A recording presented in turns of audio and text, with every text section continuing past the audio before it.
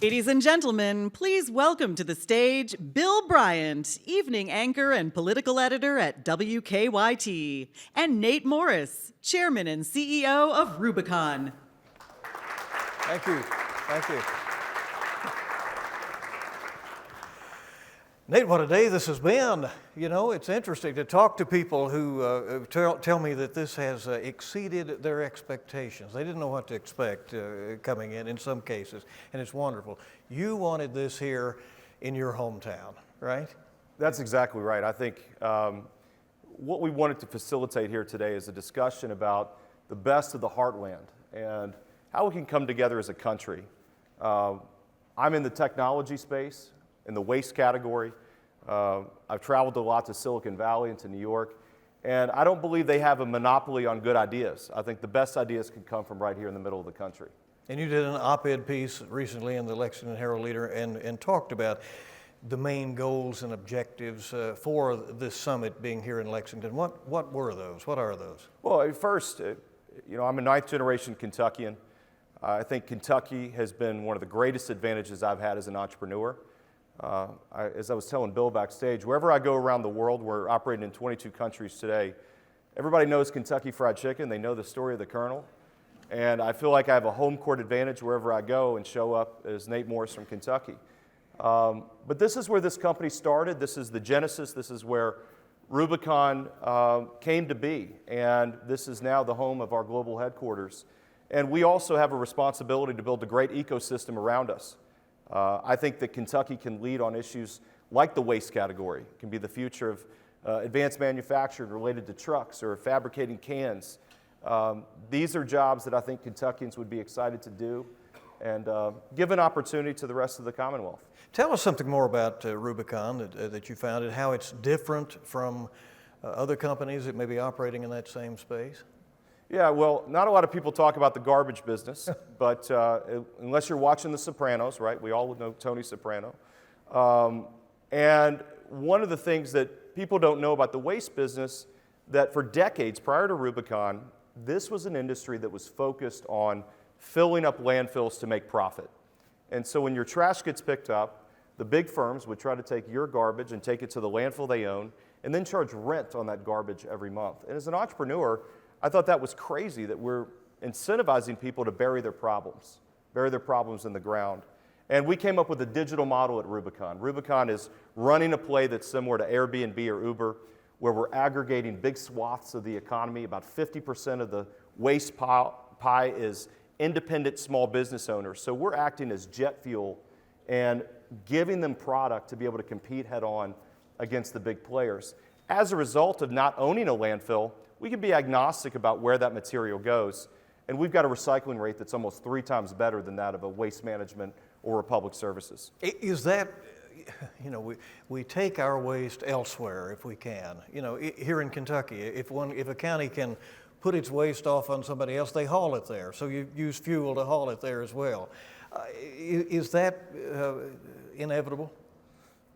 I think that the big challenge we have today in this country is that we lack the infrastructure that we need to recycle at scale.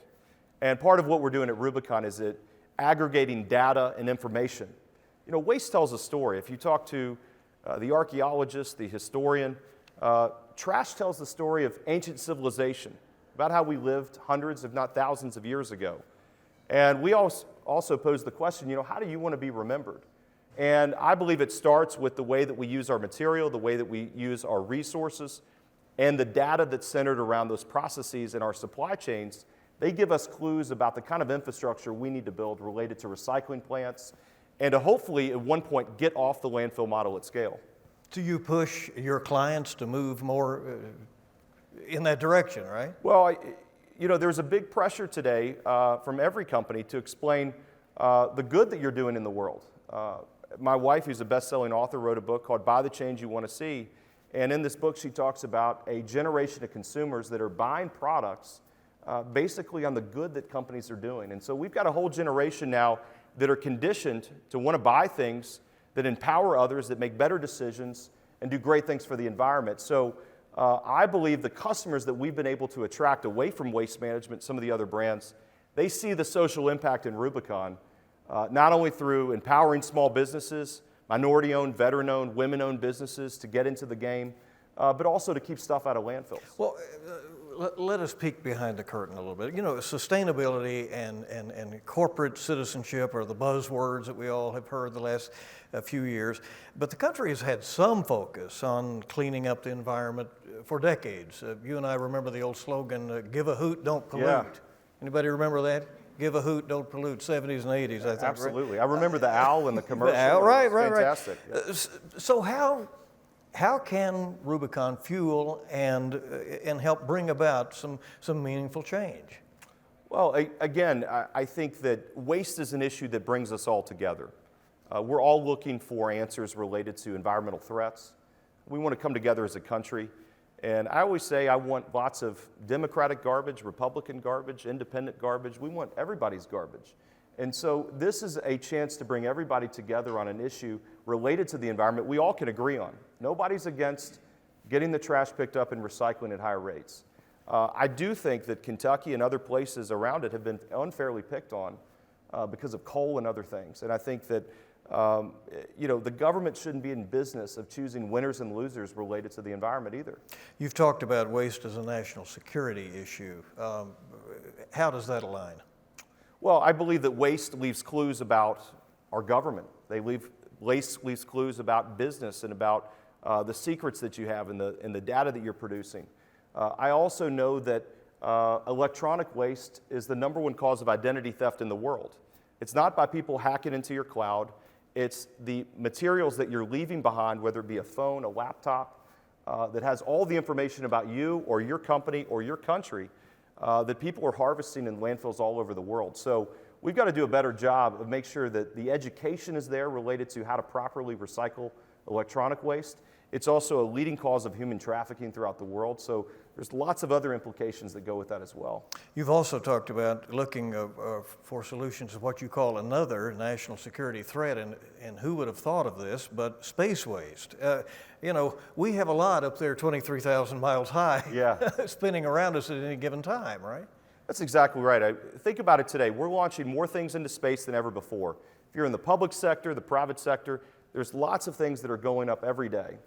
And one of the things that we do know is that 1 millimeter of space debris can destroy these billion-dollar-plus satellites that we all rely on for GPS, to send text messages, to send emails. So it's a tremendous concern, I believe, for the future of the country, particularly related to national security. And it's something that we've got to talk about as we continue to be fascinated with space as a country and as a world. Climate change, what role can your company play? Look, I think environmental threats exist all over the world. But I think, again, garbage is an issue that we all can agree on. I haven't met anyone who's pro-garbage. Maybe my competitors who like landfills, but I haven't met anybody who is pro-garbage. And I think that this is an opportunity that we have an issue, again, that can bring so many people together to say, we may not agree on a lot of issues, but we can agree we've got to clean up our mess and do better. What do you think when you see an engaged and thoughtful group like this, and those who are watching elsewhere, who are willing to, for a time, put aside their differences to consider each other's opinions and thoughts and strategies to try to make the world a better place? Well, I think what better place to do it than Kentucky. And that's why we were so excited to have Concordia come here. And when I had a chance to talk to Concordia's CEO, Matt Swift, I said, look, you ought to bring it to Kentucky. This is a place that's always been a bellwether for the rest of the country.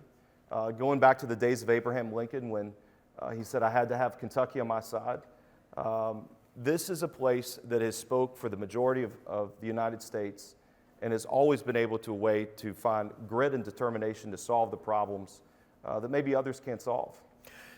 Another garbage question, if you will. What did the pandemic do in terms of creating waste? We all saw the masks disposed of in the parking lots. We know there is an element there. Do we have a lot of cleaning up to do now after 2 years of fighting this pandemic? Well, we got a lot of masks, a lot of things left over, obviously. I do think that the pandemic gave us a glimpse into the folks that are doing the hard work. Things like cleaning up the trash and cleanliness and making sure that we're doing the right protocols to make sure that we're safe and we keep from getting sick. That was ever more important during the pandemic, and garbage was a big component of that. We tried to work with a lot of independent haulers to make sure that they could get the funding and the resources that they needed to continue on during the pandemic as well. When you say a digital-based company, and I understand what that means, but how do you function? How do you... Yeah, so we don't own any trucks or any landfills. We're completely digital. And I always remind people that the founder of Waste Management, this is the big brand in our industry, is also the founder of Blockbuster Video. Right? So we all know what happened to Blockbuster Video. But Wayne Huizenga, who created that company, believed in real estate with long-term subscription.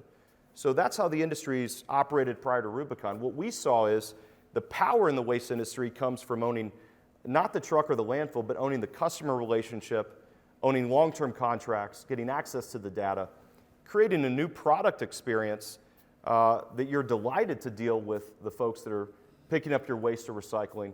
And you're doing things a little bit different than the antiquated fashion in the way that they've been run before. Do you work with companies and governments? Absolutely. Yeah. So a few weeks ago, we made an announcement that we're now partnered with the city of Houston, and one of the waste capitals of the world. 2 of the 3 Fortune 500 waste companies are partnered there.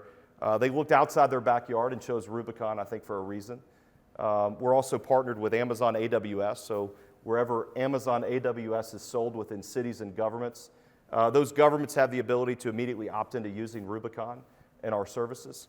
We also work with some of the biggest brands we see every day, Walmart and Starbucks and Apple.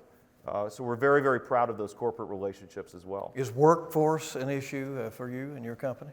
Well, you know, I'm very proud that Rubicon, for the last 5 years, we've been certified as a great places to work. This is an employee-led survey that talks about our culture and you know, making sure that we're bringing people together and creating a safe work environment. So we've been very fortunate, I think, because we built a terrific culture to be able to recruit from just about anywhere to get them to come and look at Lexington and look at Rubicon. You know, this has been a great discussion today.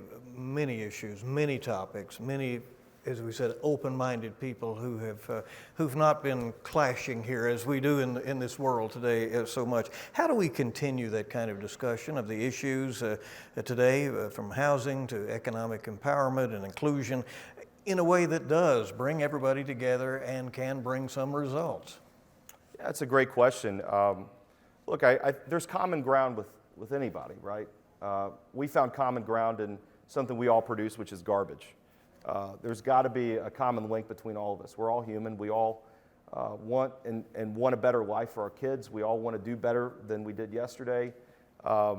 We've got to find those elements. And I think what's great about being an entrepreneur is that you create something that solves a problem like waste. You get to meet fantastic people. But you also find a way to bring people together and understand that you need all kinds of people to solve these problems.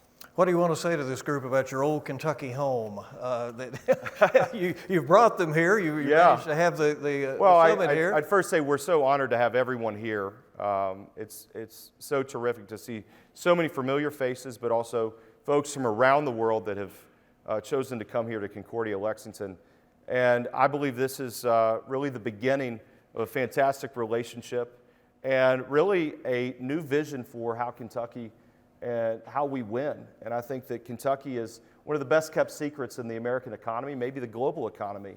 And I think we have terrific things, and I encourage everybody to get to know the entrepreneurs here, get out your checkbook, maybe buy a horse or two, and taste some of our bourbon and fried chicken, and we'd love for you to come back again. It would all help, wouldn't it? Nate Morris, thank you so much. Thank you very much. Founder of Rubicon, thank you. Thank you, audience, we appreciate you.